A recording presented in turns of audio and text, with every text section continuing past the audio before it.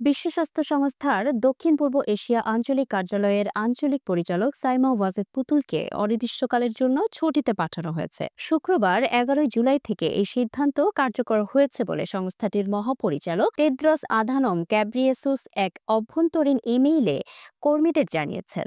বাংলাদেশের দুর্নীতি দমন কমিশন পুতুলের বিরুদ্ধে জালিয়াতি এবং ক্ষমতার অপব্যবহারের অভিযোগে দুটি মামলা দায়ের করার 4 মাস পর এই সিদ্ধান্ত নেওয়া হলো। বিশ্ব স্বাস্থ্য সংস্থার মহাপরিচালক একটি সংক্ষিপ্ত অভ্যন্তরীণ ইমেইলের মাধ্যমে কর্মীদের অবহিত করেছেন যে সাইমা ওয়াজেদ শুক্রবার থেকে ছুটিতে থাকবেন এবং সংস্থাটির সহকারী মহাপরিচালক ডক্টর ক্যাথারিনা বোহেম সাইমা ওয়াজেদের স্থলাভিষিক্ত হবেন। তিনি আরও জানিয়েছেন যে ক্যাথারিনা বোহেম আগামী 15 জুলাই মঙ্গলবার নয়াদিল্লিতে সিআরও দপ্তরে যোগ দেবেন।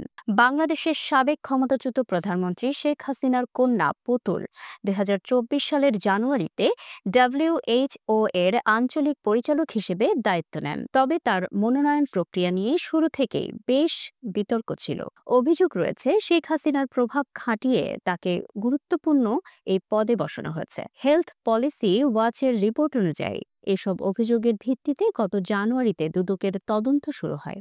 দুদকের মামলার অভিযোগপত্র অনুযায়ী পুতুল তার শিক্ষাগত যোগ্যতা নিয়ে মিথ্যা তথ্য দিয়েছেন, যা বাংলাদেশ দণ্ডবিধির ধারা 468 এবং ধারা লঙ্ঘন করে।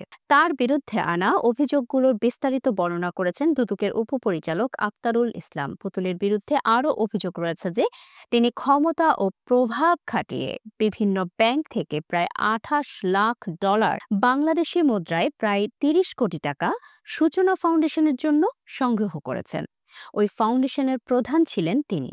তবে এইসব অর্থ পরবর্তীতে কিভাবে ব্যবহার করা হয়েছিল সেই বিষয়ে দুদকের মামলায় সম্পূর্ণ বিবরণ দেওয়া হয়নি। এই অভিযোগগুলো দুর্নীতি প্রতিরোধ আইন 1947 এর 5 এর 2 ধারা এবং দণ্ডবিধির 420 ধারায় প্রতারণা ও ক্ষমতার অপব্যবহারের আওতায় পড়ে।